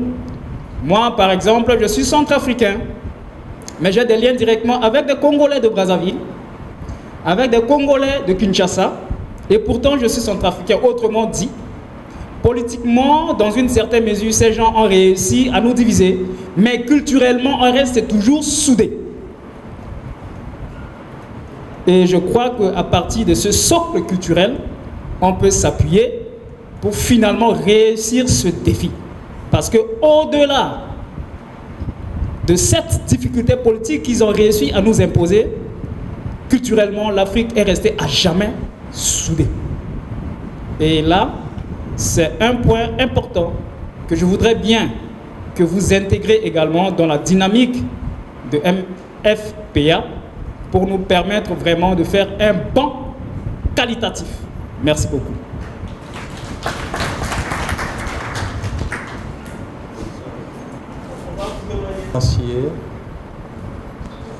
Je parle au nom de l'amicale des anciens de l'école normale William Ponty. Je remercie mon confrère Farah Samb, qui est à la fois membre de notre amicale et membre du mouvement qui a organisé cette rencontre, et dit tout le plaisir de participer à la rencontre. Je vous félicite, monsieur le conférencier, pour cette sensibilisation sur une thématique qui a préoccupé nos hommes d'État et nos intellectuels au moment des indépendances. Il est vrai qu'il y a eu un moment où on a noté moins d'intérêt et moins d'engagement pour cette noble cause, malgré la création d'organes de regroupement tels que la CEDEAO, l'UMOA. Mais la cause n'a pas été portée pendant longtemps, en tout cas d'un point de vue du militantisme. Et donc il faut vraiment saluer votre initiative de porter un intérêt nouveau, un regain à cette cause-là. Puisque, en fait, les objectifs d'indépendance, de souveraineté, de développement, en fait, vont se limiter il nous semble, à des déclarations d'intention, à des projets pieux dans le cadre de nos micro-États, dans le cadre des États nés, comme disait Cheikh Anta Diop, puisqu'on ne peut pas arriver à l'indépendance, on ne peut pas arriver à l'émergence, on ne peut pas arriver au développement sans industrie lourde, sans sécurisation de nos espaces aériens, sans sécurisation de nos espaces maritimes, sans sécurisation de nos frontières, sans paix et stabilité intérieure. Et pour arriver à ces objectifs, il faut une réalisation concrète de cet objectif de panafricanisme, dont la visée finale concrète, c'est le regroupement. Je préfère peut-être le dire comme cela pour éluder le débat conceptuel que vous avez soulevé et qui a un intérêt immense. Donc, on ne peut pas prétendre à ces objectifs-là sans un minimum de regroupement, concrètement, sans passer par une fédération ou une confédération, fonctionnelle bien entendu. Et donc, nous saluons vraiment cet intérêt, cette initiative, et au nom de mes confrères condés qui sont là avec moi, mais ils sont à peu près quoi, 7, 8 qui représentent les anciens de Ponty. Nous partageons cet engagement, d'autant que, en fait, la conscience panafricaine, en tout cas, en Afrique francophone subsaharienne, s'est forgée dans cette école, William Ponty, sans rejeter l'origine américaine de ce panafricanisme. Les faits sont que la conscience panafricaine a été forgée, n'est-ce pas, dans cet établissement de l'école William Ponty, parce que c'est la seule école fédérale qui accueillait des élèves de tous les pays de la sous-région, Burkina, Mauritanie, Guinée, etc. Et les conditions d'existence, les conditions d'études étaient telles que il y avait forcément un sentiment d'appartenance à une communauté culturelle. Et on se découvrait comme partageant la même culture finalement, n'est-ce pas? Les conditions d'études qui étaient celles du régime d'internat où on passait ensemble pratiquement pendant 3 ou 4 années, presque pendant une dizaine de mois ensemble, ça forgeait forcément des liens très forts. Et historiquement, les formations politiques et les mouvements intellectuels, historiquement, n'est-ce pas, qui ont eu lieu dans la sous-région, en fait, ont été initiés par des pensionnaires de cette école, à l'instar du Rassemblement démocratique africain, de Houphouët-Boigny, à l'instar du PRA, du parti du regroupement africain, Djibo Bakary, tous deux sortant de l'école normale William Ponty, mais également l'initiative de la Fédération du Mali, portée essentiellement par Modibo Keïta et Mamadou Dia, également des sortants de l'école William Ponty. Et c'est conscient du rôle que cette école a joué, que les anciens de William Ponty ont inscrit parmi leurs priorités la réhabilitation du site de Sébi-Ponty, pour en fait y construire un centre de formation, bien entendu au métier de l'enseignement, puisque la vocation de cet établissement c'est de l'enseignement, mais également, et c'est important, de formation au panafricanisme. Et nous savons que vous partagez cet idéal-là. Et quand notre confrère Farah nous a transmis votre demande, on a trouvé qu'il y a une convergence, n'est-ce pas, sur cette question-là. Je suis Aziz Salmon Fall, seulement parce qu'il m'a cité tout à l'heure en me disant, mais dans la question de que faire, parce qu'au fond, la question c'est que faire. Et je crois que l'un des grands problèmes que nous avons dans notre jeunesse, c'est que le panafricanisme, c'est un isme comme le socialisme, comme le capitalisme, donc c'est une idéologie. Il y a beaucoup de démagogie, mais il y a aussi, en faisant les typologies, des capacités de nous diviser. Donc c'est très important de faire le travail de généalogie qu'il a fait, de montrer les historiques, mais aussi d'essayer d'expliquer. C'est une des déformations professionnelles de notre politologue. Donc nous avons cette faiblesse-là d'essayer d'analyser les faits. Mais moi, ce que j'entends, c'est qu'il ne doit pas non plus tomber dans le panégrisme. Parce que moi, ce que j'ai entendu, c'est beaucoup plus du panégrisme. La défense de la condition noire. Moi, mes parents avaient déjà résolu ce problème-là, puisque mon père est sénégalais, ma mère est égyptienne. C'est des gens qui avaient à la fois l'idée de l'unionisme, l'idée du continentalisme, l'idée de la construction de la condition noire. Et la question du que faire, c'est dans la rupture. Parce qu'aujourd'hui, les gens confondent souverainisme, même s'il est teinté de panafricanisme. Le souverainisme, c'est le populisme ambiant qui est le retour des nationalismes à l'échelle planétaire. Ce n'est pas propre à l'Afrique. Vous le voyez en Europe, et il a justement le visage hideux du racisme. Les Africains ne pourront jamais être racistes parce que l'Africain est xénophile, il n'est pas xénophobe. Et la pente extrêmement grave, c'est que le populisme amène à une lecture qui nous dispense de comprendre comment faire la rupture. Or, la rupture de la transition, effectivement, Samir Amin a fait l'effort de montrer comment, avec les travaux aussi de Cheikh Anta Diop, parce que n'en déplaise à ceux qui mettent que les fondements montrent les fondements, ils montrent les schémas, ils ne parlent pas de la stratégie, du modèle de développement. Nous avons proposé le panafricentrage comme une solution pour résoudre la question de l'économie politique, de comment rompre dans l'asymétrie du développement dans lequel la condition du système monde impose à l'Afrique de continuer son insertion. Quand Decroix dit on est 2 à 4% de l'économie, non, en réalité commerciale, c'est parce qu'en fait nous sommes mal insérés. Mais l'Afrique est carrément phagocytée, vampirisée. Et donc la recolonisation d'Ondongopal est en cours.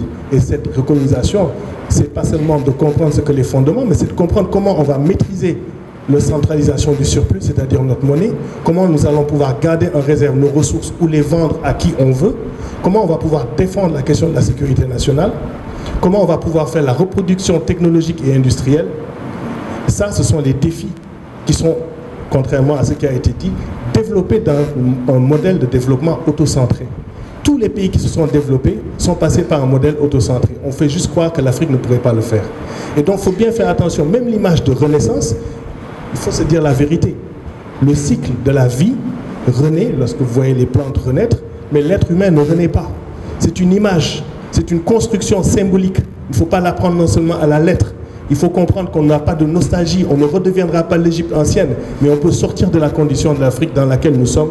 Et la question principale, c'est la redécouverte de l'internationalisme africain, rompre avec l'impérialisme et reprendre les terres africaines au nord, au sud et permettre aux diasporas de revenir. Je m'excuse d'être long. Je remercie le conférencier, je pense que c'était une très belle présentation. Je voudrais être un tout petit peu plus provocateur en soulevant 2 points. Le premier, c'est que ne pensez-vous pas, monsieur le conférencier, que vous êtes dans le paradigme du middle passage, en faisant naître le panafricanisme dans les Amériques, parmi la diaspora. En tant qu'archéologue et homme de terrain, ce que je vois à travers le pays, partout, au Sénégal et ailleurs, c'est que beaucoup d'individus, beaucoup de communautés se sont battus et sont tombés sur le champ de bataille en luttant contre le colonialisme et contre le racisme. Je peux citer beaucoup d'exemples ici en Afrique même. Et bien avant, bien entendu, l'émergence de ce mouvement tel qu'on le connaît dans les milieux diasporiques. Ça, c'est le premier point. Deuxième point, c'est plutôt en rapport avec la révolution haïtienne, première république noire. Le dilemme de Christophe, c'était quoi?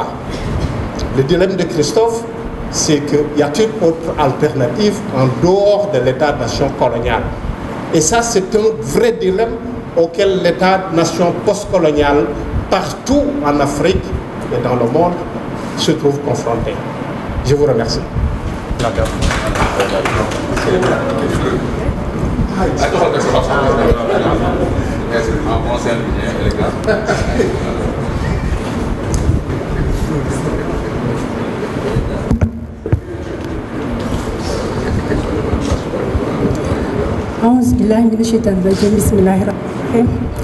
maa ngi leen di nuyu yéen ñëpp di leen ziar di rafetlu teewaay bi di nuyu sama tonton monsieur Decroix. Je suis la fille de monsieur Amadou Guissé de Kolda. Voilà. Et muy nuyu aussi monsieur tonton Diomaye may rafetlu vraiment teewaay bi fi tey. Man je me nomme Roxeetu Guissé, je suis artiste et je suis dans le mouvement des femmes ébènes. Je suis aussi dans l'association pour la consommation locale, membre fondatrice, et je suis aussi membre fondatrice de la société Africa Genie Invest de monsieur Abdon, qui vous passe le bonjour, monsieur Diomaye. Donc, c'est bien beau de parler d'africanisme, mais li gën a rafet te ñu war ci toll actuellement mooy le panafricanisme afro-patriotique et le panafricanisme bi nga xamante ne dañuy wax ci wàllu consommation locale. Donc il est temps que ñu dugg ci ère bi nga xamante ne vraiment day nekk pragmatique et afro-patriotique. Voilà loolu moo nekkoon sama teewaay tey fii. Et en plus, j'étais obligée de prendre la parole parce qu'il y a mon DG qui me demande de prendre la parole parce qu'il devait être là, mais malheureusement, ça n'a pas abouti. Merci beaucoup.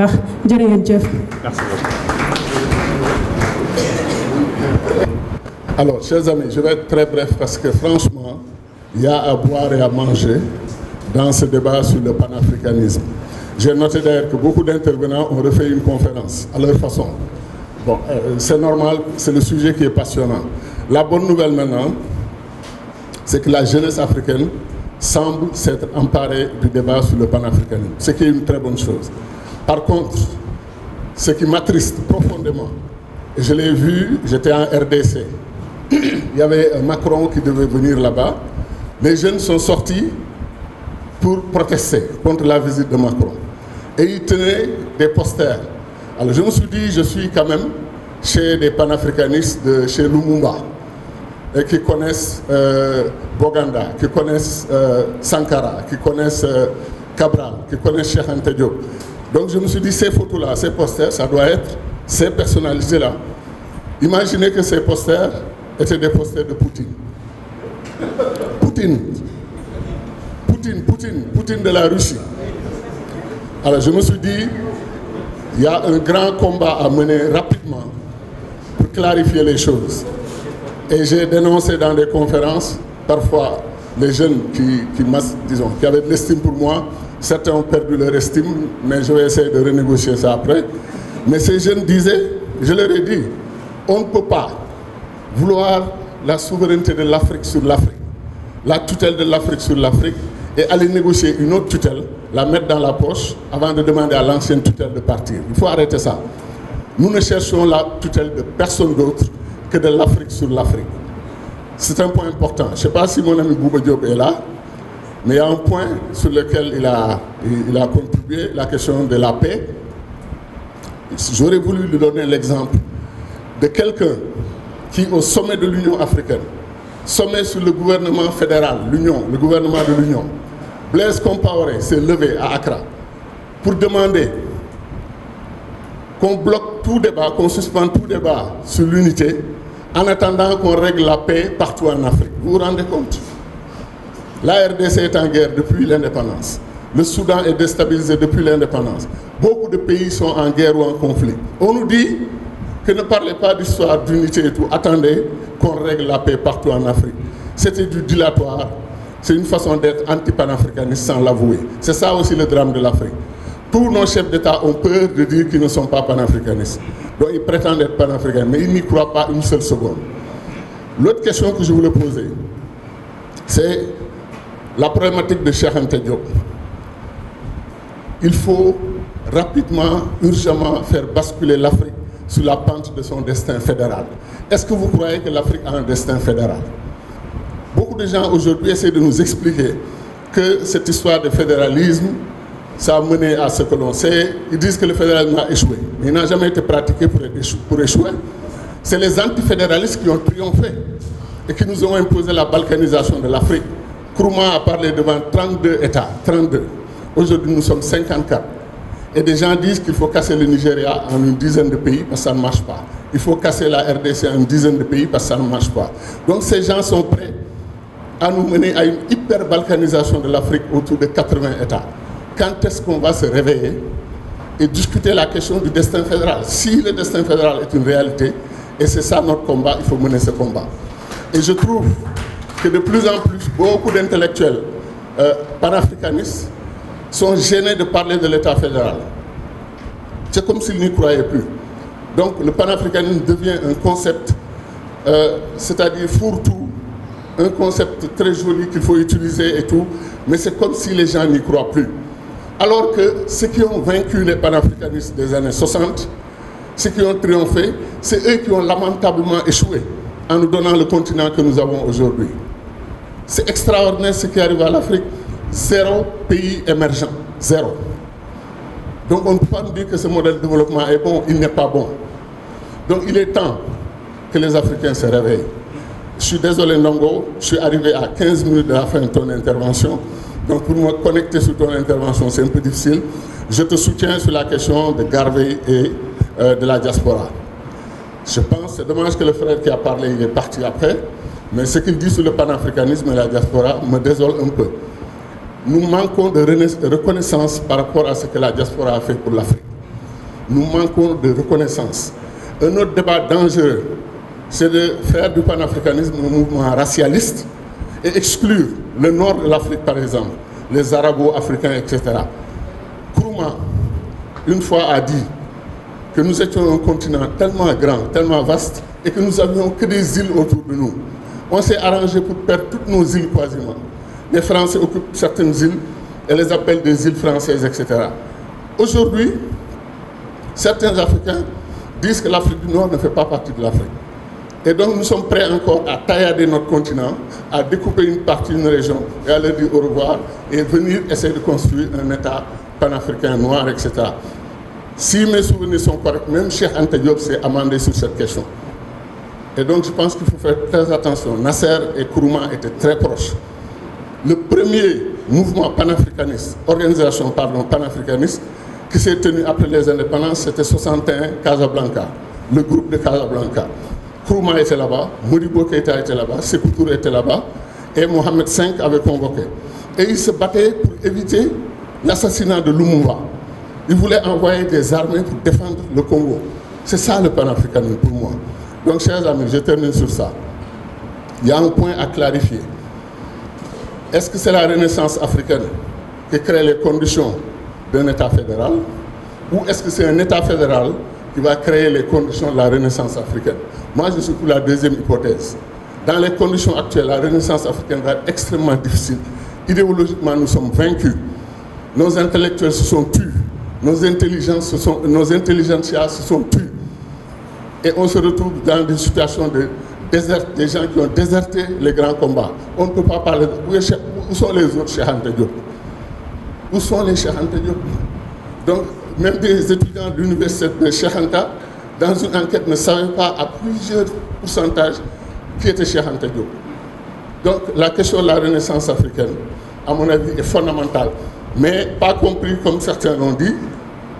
Renaissance africaine, c'est l'histoire de renouer avec la grandeur de l'Afrique dans le passé et montrer que nous avons été grands et que nous pouvons encore l'être. C'est ma compréhension. Donc, chers amis, il n'y a pas d'avenir en dehors de l'État fédéral. Nous perdons du temps avec le petit Sénégal, petit, etc. Je ne cite pas les autres pays pour des raisons diplomatiques. Nous, je peux dire que nous sommes petits parce que c'est mon pays. Mais franchement, le compte n'est pas bon. Nous avons perdu trop de temps. Il faut accélérer. Maintenant, le fer de lance, c'est les jeunes. Est-ce qu'ils sont prêts à se ressourcer? à comprendre véritablement de quoi on parle et de mener ce combat et d'aller de l'avant. C'est ça l'enjeu à mon avis. Merci beaucoup. Voilà, chers amis, nous allons devoir arrêter ici les interventions parce qu'il se fait tard et il faudrait quand même qu'on lui donne la possibilité de répondre à toutes les interventions qui ont été... Les personnes avec lesquelles, je ne sais pas, Aziz est parti là, les personnes avec lesquelles j'ai travaillé plus sur le panafricanisme dans cette salle, c'est le gosse tout couleur là-bas, là. On est né dans la même année, mais... et Aziz Fall, qui est là-bas, qu'on a travaillé. Je parle du panafricanisme, hein. Les gens avec lesquels, depuis longtemps, je parle du panafricanisme, n'est-ce pas? Ouais, Aziz, le zig est encore là, en train d'apparaître. Aziz, je vais commencer par ta réaction par rapport au panégrisme. Panégrisme, tu vois? On n'appelle pas au panégrisme, on appelle au panafricanisme. Le panégrisme, c'était durant l'esclavage, ou même ça concerne les anciens esclaves qui étaient appelés nigros. Nous, on ne parle pas de ça. Depuis 1893, ils se sont rendus compte que ce n'est pas seulement les Noirs en Amérique qui ont ce problème, mais c'est les Africains, les Noirs à travers le monde. C'est pour ça qu'ils ont utilisé maintenant le mot pan-africanisme. Parce qu'il y avait, même aux États-Unis, à cette période-là, ce qui s'appelait pan-africanisme, africain, par exemple, beaucoup de ces intellectuels américains, ils s'appelaient africains, ils ne voulaient pas être appelés colored people, ils s'appelaient africains, n'est-ce pas? Et c'est eux qui ont muté le terme de colored people à pan-africanisme parce que pour montrer que ça couvre l'Afrique globale en tant que telle. Et quand on dit Afrique globale, ben, quand on te dit africain, n'est-ce pas? Où tu vas, Aziz? Les gens vont t'appeler. Même en Égypte où tu es, Samia Kourouma me disait que vous, qui êtes fils d'arabe et de noirs, on vous appelle le miel. On vous distingue. Je ne sais pas si tu dois probablement savoir ça mieux que moi. On vous appelle miel pour vous distinguer dans une certaine mesure des arabes qui sont égyptiens, par exemple. Tu vois? Par rapport à Gadio, n'est-ce pas? Je dirais que tu n'as pas été là quand je disais que la confusion commence par Kourouma. Kourouma a confondu l'unionisme africain avec le panafricanisme. Et c'est normal, je comprends bien. Il est entré par la porte du garvéisme qui était un unioniste. C'est le père vraiment, quand je dois donner à quelqu'un la paternité de l'unionisme africain attaché à la souveraineté, à la quête pour la souveraineté. Emancipate yourself from mental slavery et tout cela, c'est vraiment Garvey qui était le père de ça. Bon, il y a Blyden, mais Blyden, la dimension de l'impact de Blyden était beaucoup moins vraiment parallèle par la dimension de Garvey par rapport à la question, parce que lui, il lit l'unionisme africain et lui, c'était pas...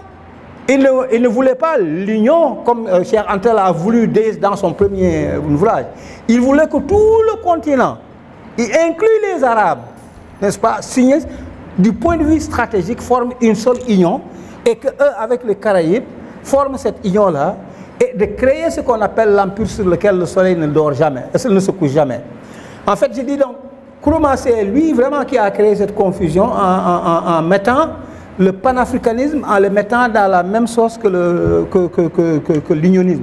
Le panafricanisme, c'est pour la restauration de la souveraineté, ça veut dire la capacité de contrôler leur destinée de manière relativement élevée, pas entièrement bien sûr, parce qu'on n'est pas dans un monde fermé, n'est-ce pas, d'avoir un contrôle qu'un Américain, que les Français, que les Allemands, les Blancs en général, ont sur leur destinée. Par exemple, les Chinois aujourd'hui et ainsi de suite. C'est ça vraiment le panafricain. Parce que on n'est pas des racialistes.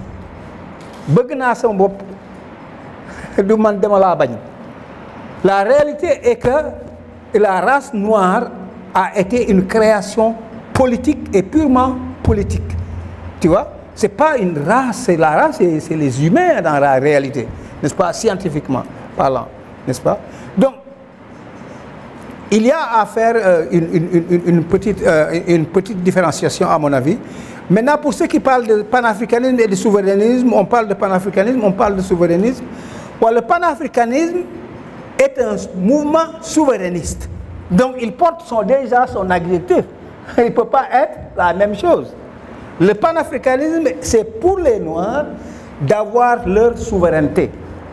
Donc, on ne peut pas mélanger les deux. C'est par exemple, quand on dit le Sénégal et l'indépendantisme, ou je ne sais pas comment, quel autre exemple vous donnez, mais le panafricanisme, n'est-ce pas, a un outil, et je suis d'accord avec toi, cher, on ne peut pas avoir la renaissance africaine, on ne peut pas avoir la révolution culturelle, on ne peut pas avoir tout ça, hein, sans pour autant avoir un État fédéral. Parce que qui organise, même si tu crées une entreprise, il faut une direction politique de cette entreprise-là. Il faut une administration. Le gouvernement fédéral n'est qu'une administration d'une république pour pouvoir faire quelque chose avec. Mais si tu n'as pas cette république-là, où est-ce que tu vas aller? Chacun va faire de son côté. Et tout. Non. Le politique, comme le disait Nkrumah, hein, c'est, quand on le comprend bien, c'est l'organisation de la société pour produire ou pour faire quelque chose, pour se défendre. N'est-ce pas? Mais on ne peut pas se lever et commencer, voilà la culture ici. Et en plus de ça, ça demande un long temps, n'est-ce pas? Et quand on parle de renaissance africaine, comme l'a dit, moi j'ai évolué dans le maoïsme, l'évolution des sociétés est en spirale. Ce n'est pas un truc plat ou linéaire, mais c'est en spirale. L'Afrique aujourd'hui, elle a commencé les mathématiques, si tu veux, beaucoup de ces choses, avec les Imhotep, avec tous les Égyptiens, les Grecs qui ont appris chez nous. Eux, ils ont fait progresser les sciences. Mais on ne va pas retourner là, on était en Égypte, ignorant tout ce que les autres ont apporté à ce que nous avons initié. On commence par là, mais on continue là où ils ont laissé. Parce que, pour authentifier pourquoi? Non, non. Quand on parle de renaissance africaine, on ne parle pas de retourner, n'est-ce pas, aux traditions africaines. Bien sûr que moi, je ne voudrais pas vivre dans le signe, malgré que mon arrière-grand-père était Salmon, je ne voudrais pas vivre dans le signe de Salmon, pas du tout.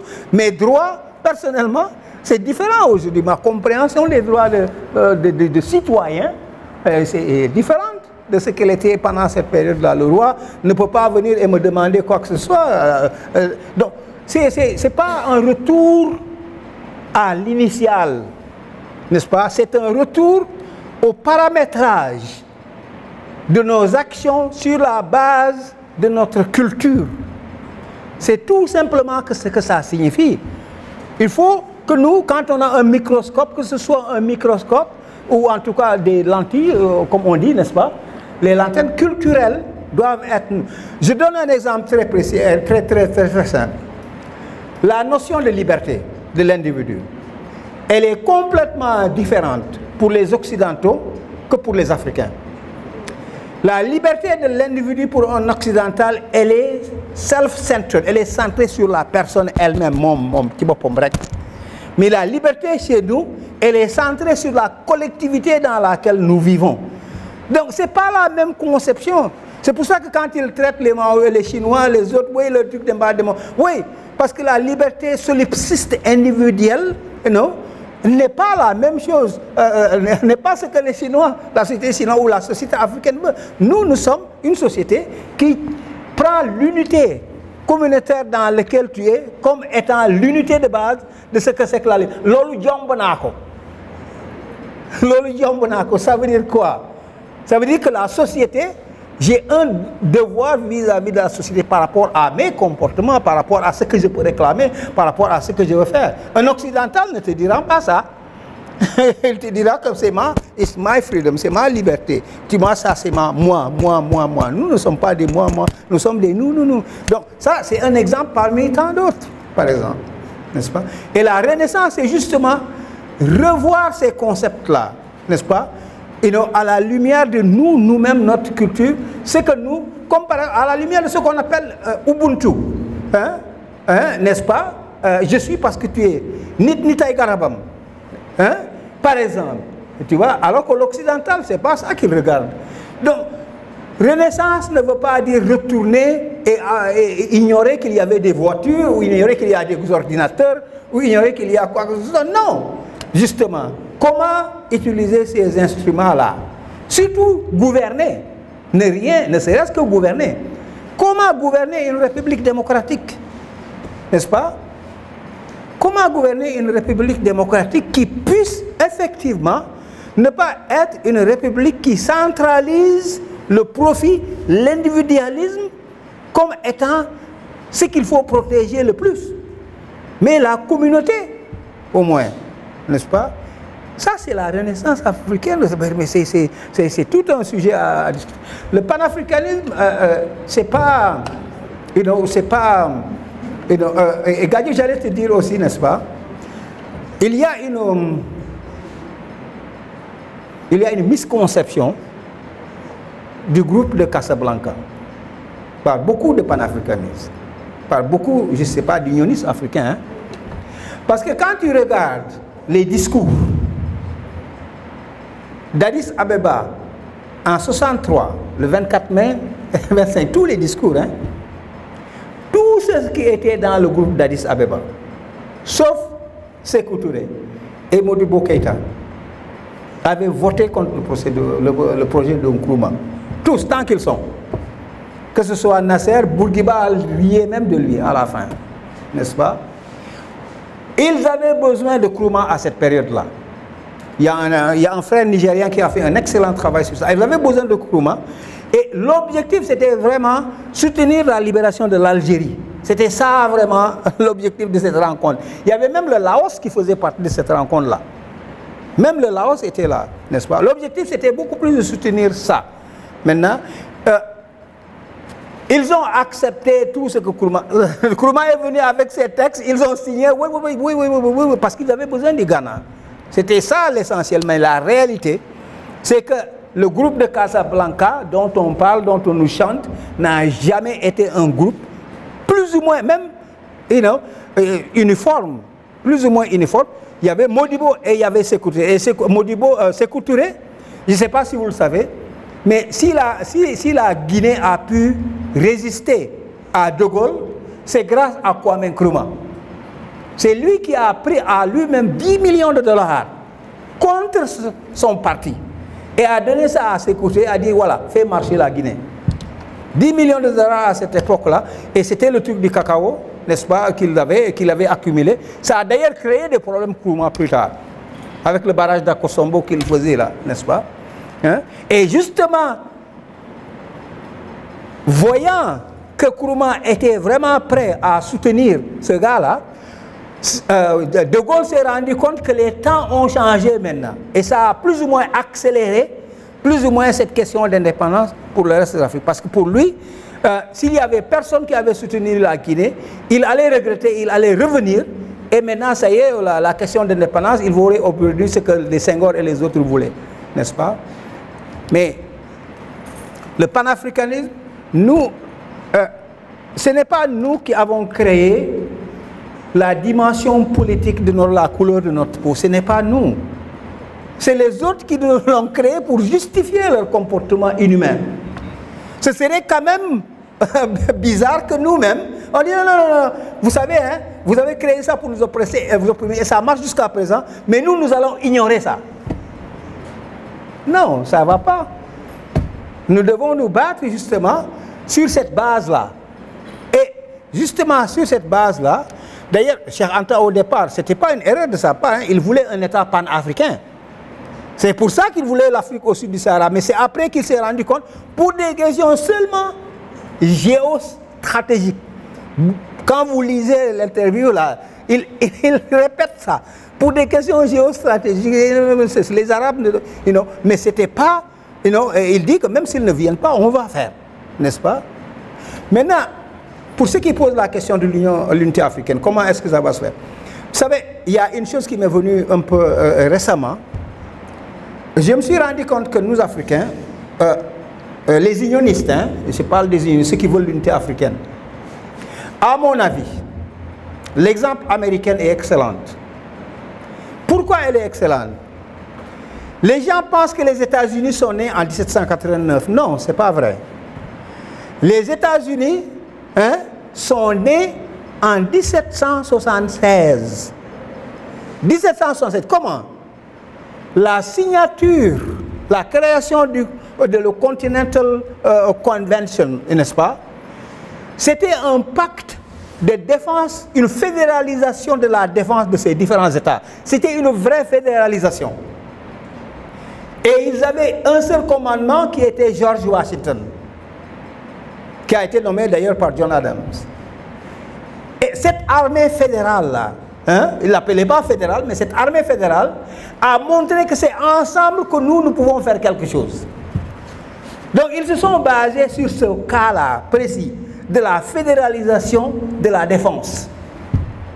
Et justement, le Congrès constitutionnel de Philadelphie de 1787, c'était pour dire que les articles of Confederation que vous avez, ça ne se marie pas avec si nous voulons être plus efficaces et nous protéger mieux. Et c'est pour ça que les gens se sont rendus compte, ah non, non, c'est cette amélioration qui pourra nous permettre d'avoir une union beaucoup plus, a more perfect union comme ils appelaient, une union beaucoup plus parfaite. Donc ils étaient partis déjà de ça. Moi je vais dire justement qu'aujourd'hui, et je vais faire une digression par rapport au panafricanisme, aujourd'hui nous avons une opportunité. Nous avons vraiment une opportunité avec les États de l'AES là, n'est-ce pas? Avec la question de la monnaie. Avec la question de la monnaie, je pense que nous avons des opportunités de fédéraliser certains aspects. De fédéraliser, parce que les Européens ont fédéralisé la monnaie.